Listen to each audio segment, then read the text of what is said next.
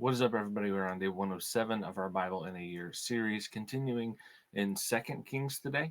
We are reading out of the CSB translation of the Bible. I have a link in the description if you're interested. If you don't have one and you want one, if you listen and you like how it sounds or whatever.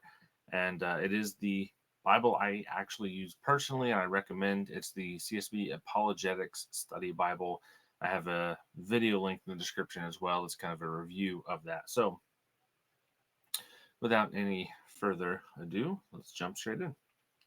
2 Kings chapter 7. Elisha replied, "Hear the word of the Lord. This is what the Lord says. About this time tomorrow, at Samaria's gate, 6 quarts of fine flour will sell for a half ounce of silver, and 12 quarts of barley will sell for a half ounce of silver." Then the captain, the king's right hand man, responded to the man of God, "Look, even if the Lord were to make windows in heaven, could this really happen?" Elisha announced, "You will in fact see it with your own eyes, but you won't eat any of it." Now, 4 men with a skin disease were at the entrance of the city gate. They said to each other, "Why just sit here until we die? If we say, 'Let's go into the city,' we will die there because the famine is in the city. But if we sit here, we will also die. So now, come on, let's surrender to the Arameans' camp.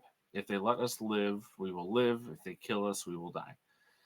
So the diseased men got up at twilight to go to the Arameans' camp. When they came to the camp's edge, they discovered that no one was there, for the Lord had caused the Aramean camp to hear the sound of chariots, horses, and a large army.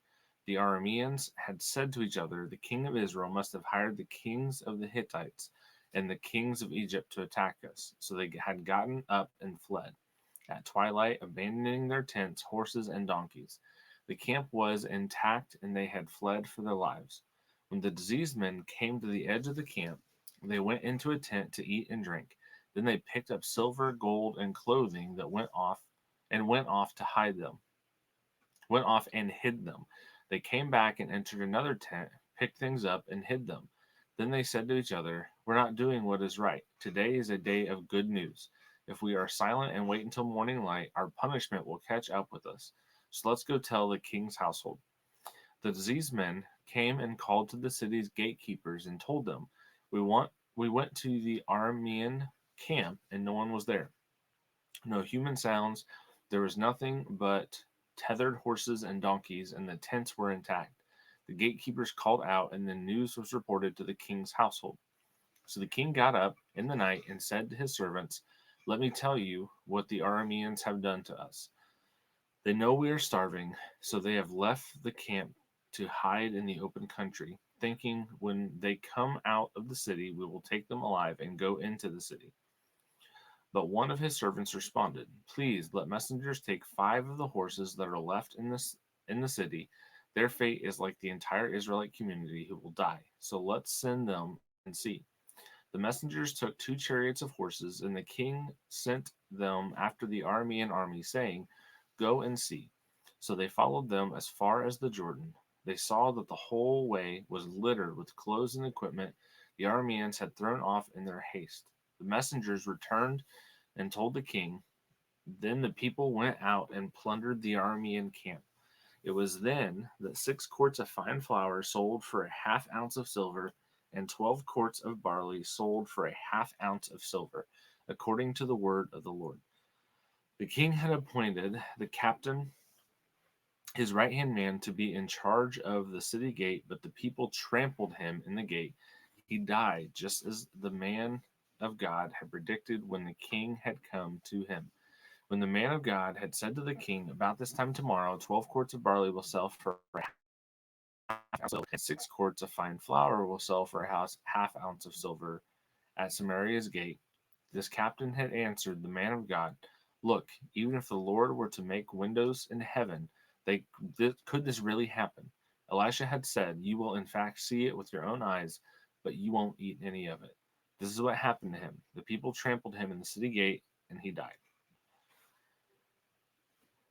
Um, Chapter 8. Elisha said to the woman whose son he had restored to life, Get ready, you and your household, and go live as a resident alien wherever you can, for the Lord has announced. Oh, too far. I jumped ahead of the chapter. Um, okay, still in verse 1. For the Lord has announced a 7-year famine, and it has already come to the land. So the woman got ready and did what the man of God said. She and her household lived as a resident aliens in the land of the Philistines for 7 years. When the woman returned from the land of the Philistines at the end of the 7 years, she went to appeal to the king for her house and field. The king had been speaking to Gehazi, the attendant of the man of God, saying, "Tell me all the great things Elisha has done." While he was telling the king how Elisha restored the dead son to life, the woman whose son he had restored to life came to appeal to the king for her house and field. So Gehazi said, "My lord, the king, this is the woman, and this is the son Elisha restored to life." When the king asked the woman, she told him the story. So the king appointed a court official for her, saying, "Restore all that was hers, along with all the income from the field from the day she left the country until now." Elisha came to Damascus while King Ben-Hadad of Aram was sick, and the king was told, "The man of God has come here." So the king said to Hazael, "Take a gift with you and go meet the man of God. Inquire of the Lord through him, will I recover from the sickness?" Hazael went to meet Elijah, taking with him a gift, 40 camel loads of all the finest products of Damascus. When he came and stood before him, he said, "Your son, King Ben-Hadad of Aram, has sent me to ask you, will I recover from this sickness?" Elisha told him, "Go to him and say, you are sure to recover, but the Lord has shown me that he is sure to die." Then he stared steadily at him until he was ashamed. The man of God wept, and Hazael asked, "Why is my Lord weeping?" He replied, "Because I know the evil you will do to the people of Israel. You will set their fortresses on fire. You will kill their young men with the sword. You will dash their children to pieces. You will rip open their pregnant women." Hazael said, "How could your servant, a mere dog, do such a mighty deed?" Elisha answered, "The Lord has shown me that you will be king over Aram." Hazael left Elisha and went to his master, who asked him, "What did Elisha say to you?" He responded, "He told me you are sure to recover." The next day Hazael took a heavy cloth, dipped it in water, and spread it over the king's face.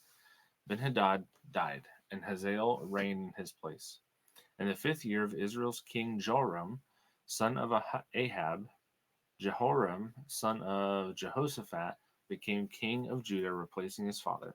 He was 32 years old when he became king, and he reigned 8 years in Jerusalem.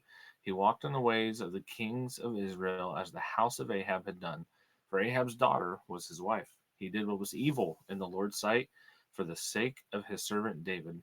The Lord was unwilling to destroy Judah, since he had promised to give a lamp to David and his sons forever. During Jehoram's reign, Edom rebelled against Judah's control and appointed their own king. So Jehoram crossed over to Zair with all his chariots. Then at night he set out to attack the Edomites who had surrounded him and the chariot commanders, but his troops fled to their tents. So Edom is still in rebellion against Judah's control today.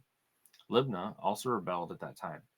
The rest of the events of Jehoram's reign, along with all his accomplishments, are written in the historical record of Judah's kings.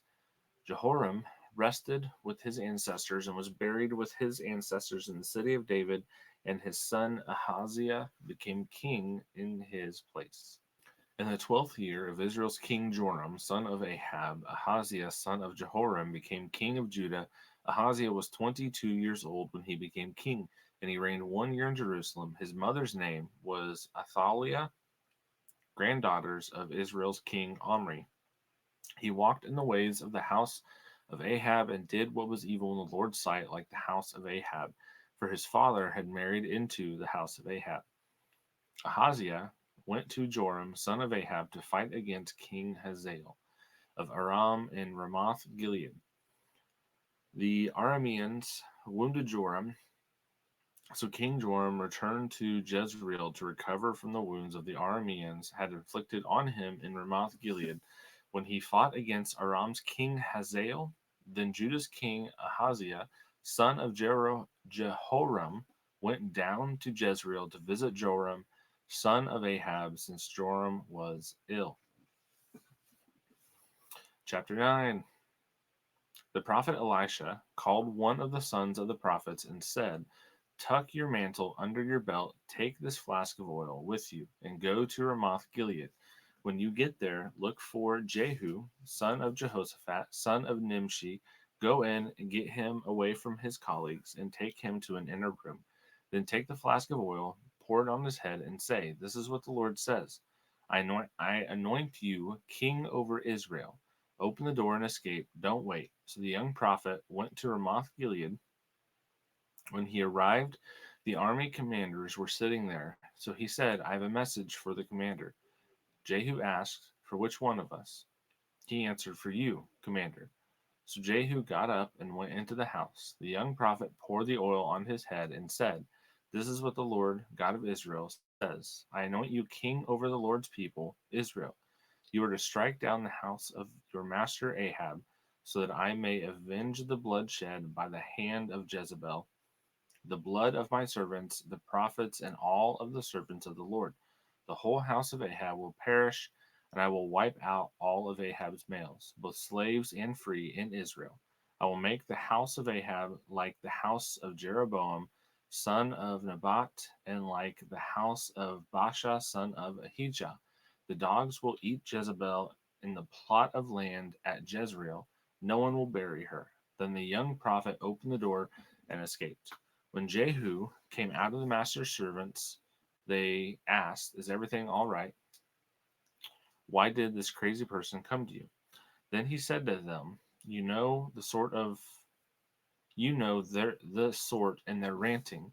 But they replied, 'That's a lie. Tell us.' So Jehu said, 'He talked to me about this and that, and said, This is what the Lord says: I anoint you king over Israel.' Each man quickly took his garment and put it under Jehu on the bare steps. They blew the ram's horn and proclaimed Jehu as king. Then Jehu, son of Jehoshaphat, son of Nimshi, conspired against Joram. Joram and all Israel had been at Ramoth Gilead on guard against King Hazael of Aram. But King Joram had returned to Jezreel to recover from the wounds that the Arameans had inflicted on him when he fought against Aram's king Hazael. Jehu said, if you commanders wish to make me king, then don't let anyone escape for the city to go tell about it in Jezreel." Jehu got into his chariot and went to Jezreel, since Joam was laid up there, and King Ahaziah of Judah had gone down to visit Joram. Now the watchman was standing on the tower in Jezreel when he saw Jehu's mob approaching, and shouted, "I see a mob." Joram responded, "Choose a rider and send him to meet them, and have him ask, 'Do you come in peace?'" So a horseman went to meet Jehu and said, "This is what the king asks: 'Do you come in peace?'" Jehu replied, "What do you have to do with peace? Fall in behind me." The watchman reported, "The messenger reached them, but hasn't started back." So he sent out a second horseman, who went to them and said, "This is what the king asks: 'Do you come in peace?'" Jehu answered, "What do you have to do with peace? Fall in behind me." Again, the watchman reported, "He reached them, but hasn't started back." Also, the driving is like that of Jehu, son of Nimshi. He drives like a madman. "Get the chariot ready," Joram shouted, and they got it ready. Then King Joram of Israel and King Ahaziah of Judah set out, each in his own chariot, and met Jehu at the plot of land of Naboth the Jezreelite. When Joram saw Jehu, he asked, "Do you come in peace, Jehu?" He asked, "What peace can there be as long as there is so much prostitution and sorcery from your mother Jezebel?" Joram turned around and fled, shouting to Ahaziah, "It's treachery, Ahaziah." Then Jehu drew his bow and shot Joram between the shoulders. The arrow went through his heart, and he slumped down in his chariot. Jehu said to Bidkar, his aide, "Pick him up and throw him on the plot of ground belonging to Naboth the Jezreelite, For remember, when you and I were riding side by side behind his father Ahab, and the Lord uttered this pronouncement against him, as surely as I saw the blood of Naboth and the blood of his sons yesterday. This is the Lord's declaration. So will I repay you on this plot of land? This is the Lord's declaration. So now, according to the word of the Lord, pick him up and throw him on the plot of land. When King Ahaziah of Judah saw what was happening, he fled up the road toward Beth Hagan. Jehu pursued him, shouting, "Shoot him too!" So they shot him and his chariot at Gur-Pas near Ibleam, but he fled to Megiddo and died there. Then his servants carried him to Jerusalem in a chariot and buried him in his ancestors' tombs in the city of David. It was in the 11th year of Joram, son of Ahab, that Ahaziah had become king over Judah. When Jehu came to Jezebel heard about it, so she painted her eyes, fixed her hair, and looked down from the window. As Jehu entered the city gate, she said, "Do you come in peace, Zimri, killer of your master?" He looked up toward the window and said, "Who is on my side?" "Who? 2 or 3 eunuchs?" Looked down at him, and he said, "Throw her down." So they threw her down, and some of her blood splattered on the wall and on the horses, and Jehu rode over her. Then he went in, ate and drank, and said, "Take care of this cursed woman and bury her, since she's a king's daughter." But when they went out to bury her, they did not find anything but the skull, the feet, and the hands. So they went back and told him, and he said, "This fulfills the Lord's word that he spoke through his servant Elijah the Tishbite. In the plot of the land of Jezreel, the dogs will eat Jezebel's flesh. Jezebel's corpse will be like manure on the surface of the ground in the plot of land at Jezreel, so that no one will be able to say, 'This is Jezebel.'" And that is it for today. Pull up the questions. Okay. That is it for today. So you'll notice as we continue on in Second Kings, there is some more kind of talking about the different kings and like things that happen as the years progress and things like that. But it's interesting to see the history and how things went about. Even like when the Arameans thought that they heard chariots and stuff, and so they fled, and it was just left empty. Stuff like that. It's interesting to see how God works to bring some of the things to pass that He said are going to come to pass. But with that, let's get to our first question. Question 1. The sudden provision in Samaria in chapter 7 fulfills Elisha's prophecy against all odds. How does this miracle deepen our theological understanding of God's sovereignty over scarcity, and how might it shape our trust in His promises? It's showing like God. I've talked about this before, but God can literally cause anything to happen, right? So if you need provision, and God's going to provide for you, it doesn't have to be in a manner that makes sense. Like we see here with the Arameans, they thought that they heard chariots, so they fled, and so all the stuff was just there. What we saw with Israel in the Old Testament, we're still in the Old Testament. What we saw with Israel after the Exodus, where they were fed with manna and quail, like God just sent the stuff. Like they didn't have to do anything for it. They had to go pick it up, and that was it. But God will provide, despite all odds. You can count on God to provide for your needs. Now, that may not always look the way that you think it's going to look, and that's not always even saying that you're always going to have the money, food, resources, things like that you think you need. Sometimes God has a plan that is bigger than that, and that does not always necessarily mean that. Look at the early church. The Council of Nicaea, many of the church fathers that were there showed up with scars and limbs missing, eyes gouged out, stuff like that, because they were willing to go through that stuff for Christ. They were willing to suffer for Christ, and they did. They suffered greatly for the name of Christ.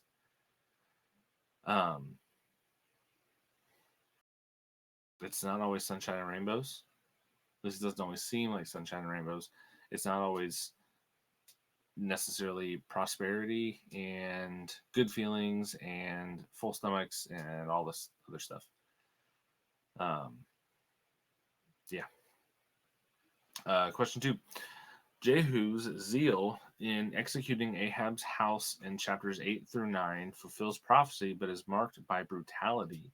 How does this tension challenge us to wrestle with the theological interplay between divine judgment and the human tendency to exceed God's mandate? God will frequently use human hands to do his will. We see this throughout. I always thought it was kind of interesting that God would use the nations around Israel to go in and be judgment or punishment for Israel, but then those nations would be judged for what they did against Israel. God didn't force those other nations to come in. He allowed them to come in and he used them, but ultimately he came back in favor of his people. And I don't know, it's an interesting back and forth there. Maybe at some point we'll dive deeper into that. But with this question specifically, God does choose to work through human hands, and sometimes that means that humans take things too far. They do too much. They go outside of what God has actually instructed, or we saw that with Moses, striking the rock instead of speaking to it. God still made the water come out, but Moses was in the wrong, and Moses knew he was in the wrong. Question 3.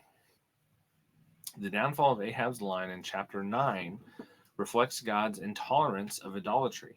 How might this narrative invite us to reflect on the theological reality that God's covenant faithfulness demands exclusive devotion, pointing to Christ's ultimate cleansing of sin?